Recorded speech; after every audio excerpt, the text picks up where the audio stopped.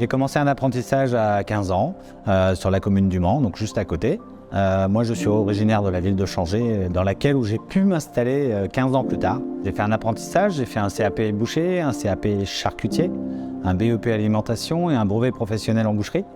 Après, j'ai travaillé chez des artisans. Après, j'ai travaillé dans la grande distribution pendant 10 ans.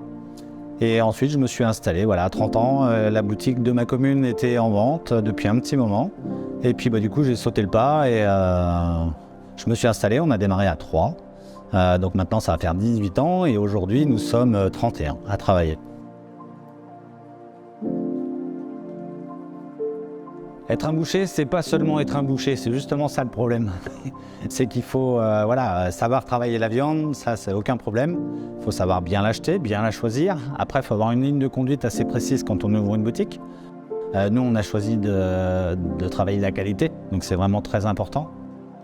Aussi être un bon gestionnaire, aussi bien au niveau gestion pure que gestion des personnes. Parce que quand on a des salariés, forcément, il peut y avoir des petits conflits, il faut arrondir les angles, il faut gérer tout le monde, voilà. Il faut prendre le meilleur de chacun pour le positionner là où il est le meilleur. Et puis du coup, après, voilà, on arrive à s'en sortir comme ça.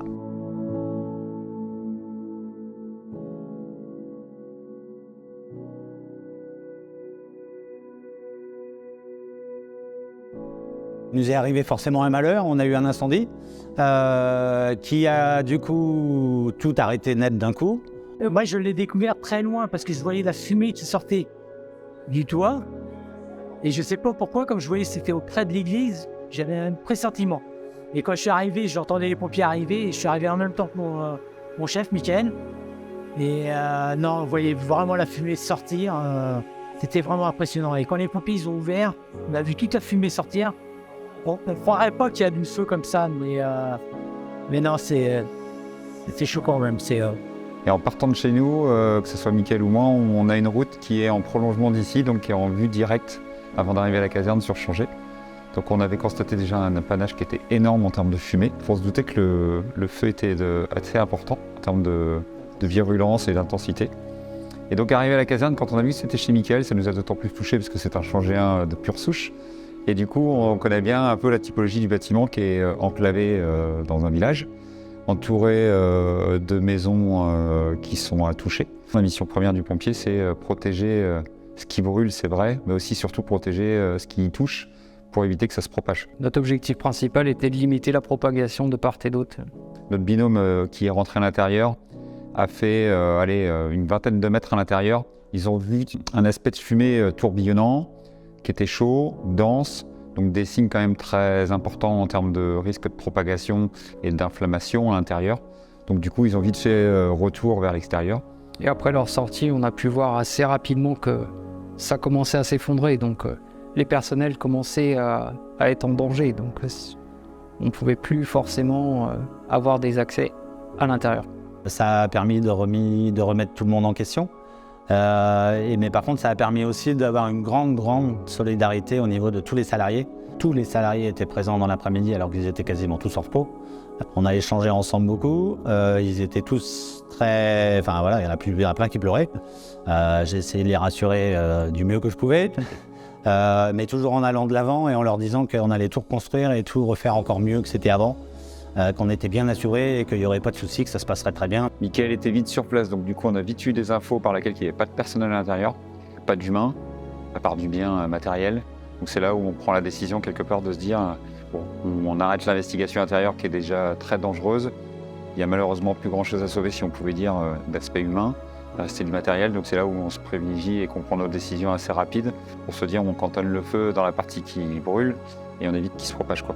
Compte tenu de l'ampleur du sinistre, naturellement, l'ensemble des parties, soit l'expert, l'inspecteur, avocat, d'experts comptables, tout le monde s'est réuni pour étudier les meilleures solutions. Une inquiétude forte dès le début, parce que Tradition Sartoise, c'est une locomotive économique de notre centre-ville.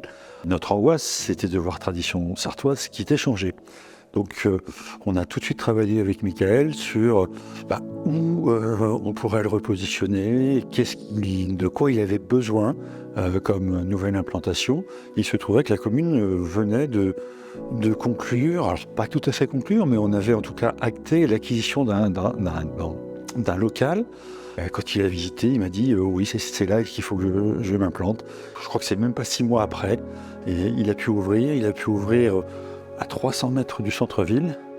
Et il a retrouvé ses clients tout de suite. J'ai vu beaucoup de solidarité au sein du métier, puisque non seulement notre couple à Douar faisait face, il faut se rendre compte des choses, hein. C'est juste une catastrophe quand on voit son établissement en flammes. Avoir une activité qui s'envole comme ça, eh bien après ce sont beaucoup de négociations, d'expertise, d'approche justement avec ces assureurs, et on voit à quel point ils sont importants, et être bien assuré, c'est déterminant, hein. On dit toujours que c'est c'est pas un investissement, mais c'est une protection qui reste nécessaire. Un commerçant, un artisan, vous allez sourire. Comme toute autre entreprise, il faut qu'il soit bien assuré. Souvent, on pense que l'assurance est trop chère. Quand on a un pépin comme ça, on se rend compte que c'est jamais trop cher. La première chose qui nous est venue à l'esprit, c'est surtout la perte d'exploitation. Avec le bâtiment entièrement détruit, il y avait cette notion de sauvegarder le chiffre d'affaires, puisque le commerce était fermé. Notre contrat, et la force de notre contrat, c'est de couvrir la perte d'exploitation dès le premier jour. Là, il n'y avait pas de notion de quelques jours, puisqu'on savait qu'on allait partir. Mais bien évidemment, les capitaux engagés, la valeur du contenu qu'on avait assuré, et à partir du moment où on avait fait les choses correctement, M. Douar a vite compris que, par notre attitude, qu'on était nous-mêmes plutôt apaisés sur le fait que sur la gestion du sinistre, et qu'on avait fait les choses correctement. Dans les mots de M. Douar, on voit bien ces premiers mots, ils viennent avant tout pour la MAPA, hein, mais il sait ce qu'on a déployé, mis en place, et avec le travail énorme d'Henri de Florian dès le départ. Et je salue son travail, parce que en fait, le local a permis, pendant toute cette durée de fermeture, de ne quasiment pas perdre aucun chiffre d'affaires, aucun euro dans ce chiffre d'affaires. Et c'est pour ça qu'aujourd'hui, il s'en sort très très bien, et je souhaite de continuer à travailler avec un outil magnifique. Et puis on a construit le dossier, voilà. On a fait l'étude comme il faut, et puis maintenant j'ai toutes mes assurances depuis 18 ans à la MAPA. Au tout début, quand il y a eu l'incendie, voilà, ils ont mis en sécurité le lieu. Les déblaiements ont été faits très rapidement, de manière que ça soit en sécurité pour les personnes extérieures. Donc ça, c'était appréciable de ne pas avoir à s'en occuper et de ne pas avoir à gérer, quoi. Un jeune qui va s'installer maintenant, je lui dirais forcément d'aller à la MAPA, qu'il faut bien faire attention à ses contrats, qu'il faut tout lire, mais qu'il faut surtout tout comprendre. On ne dit pas on s'assure parce qu'il faut s'assurer. Des fois, on se dit ouais, ça nous coûte 10 € par mois, mais ça sert à rien. Non, ça sert pas à rien. 10 €, c'est pas forcément beaucoup par mois, mais ça peut servir à beaucoup, quoi.